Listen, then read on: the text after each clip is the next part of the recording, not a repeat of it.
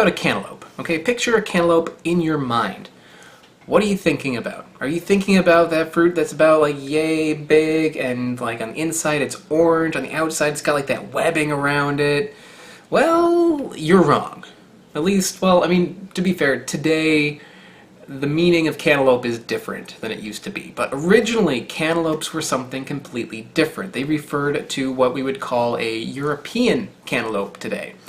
And it is something that looks like this. It is smooth on the outside. It still has like little ridges on them as North American cantaloupes have. North American cantaloupes, by the way, are muskmelons. They are very closely related. They're the same species, I believe, but they're different varieties. The cantaloupes that we have in North America with the webbing on the outside, those are Cucumis melon reticulatus. Probably saying that wrong. This is Cucumis melon cantaloupensis. Cantaloupe is in the name, okay? So this is actually what originally was a cantaloupe, and over time North Americans started calling their muskmelons cantaloupes, and now those are considered to be cantaloupes more often than this guy here. Now if you're in some parts of Europe, when you think of cantaloupe you might be thinking of this, but most places in the world you are thinking about the muskmelons that we have in North America. Now this particular variety is known as a Charentais melon. I may be pronouncing that wrong. Actually, probably am. And this is a variety from France that was developed around the 1920s. It was developed to be a very special, like high-end kind of melon, prized for being extra aromatic and extra flavorful. And I can vouch right now for the aroma, because I've had this in my apartment for about 3 days, and my apartment just reeks of melon smell now. Although this, as I said, is from France, most of these are not produced in France anymore. They are grown in Africa and shipped to France. The ones that we get in North America are usually from Mexico, or this one is actually from the Dominican Republic. I got this at a place called Italy, which is like a really high-end market in New York City, and they were selling this guy for $7.50. That is an expensive melon. The reason why you don't see these too much is that, besides the fact that they're generally more expensive, they're also quite fragile. So, especially like if you ripen these, a lot of times they will actually crack on the seams as it ripens. So once it gets to that point, you gotta like throw it in the fridge, before it starts rotting. Grocery stores really like melons because, they usually last a long time. Not the case with this guy, so it's going to be less likely that you're going to find this thing.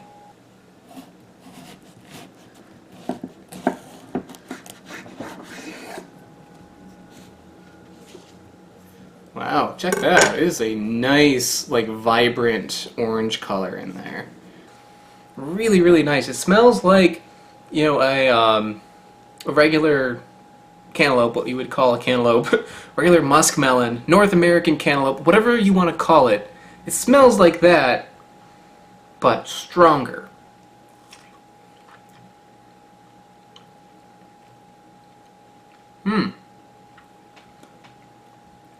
Wow. That is different. It is different tasting than the North American cantaloupe. It's very juicy. Juice is like dripping down my hand. This is hard to put my finger on because it has, obviously a melon taste. It tastes like cantaloupe, but it's got a very unique flavor in it. It is very different tasting, despite its similarities.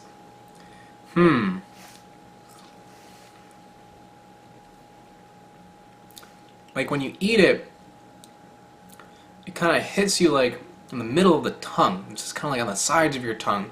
It's just kind of like something like savory about it, maybe.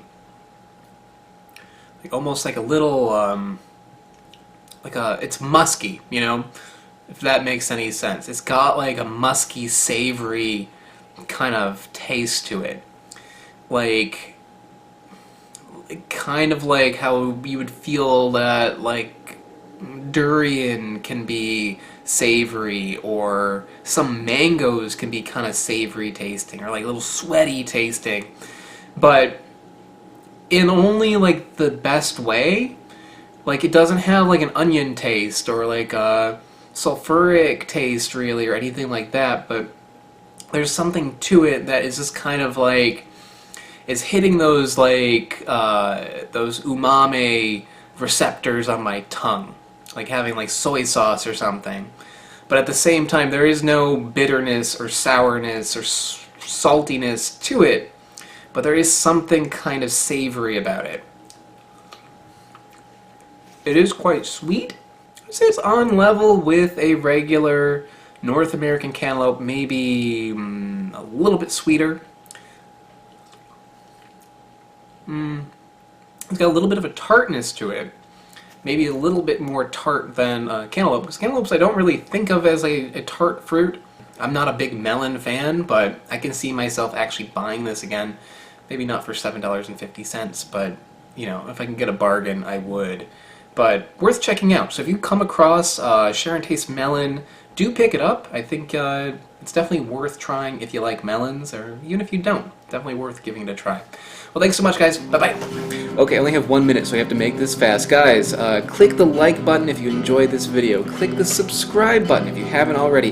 Click that bell.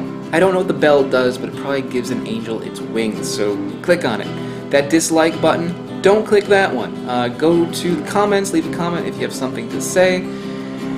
Go to this description, because in the description there is a link to my Patreon page where you can help contribute to my channel and make it grow. There's also a link to my website where you can see a backlog of videos, more information, and also you can buy a t-shirt at my website now. I want to give a special shout out to the channel Smarter Every Day, because Smarter Every Day is a mega contributor on Patreon. They're really helping me out. If you like what I'm doing with fruit, check out his channel because it basically covers everything involving science. It's really interesting. Also around there should be a couple of videos right here. These are the videos to my next week's episode if it's up, and last week's episode where you can check that out. I still have 3 seconds, guys, so thank you so much. Bye-bye.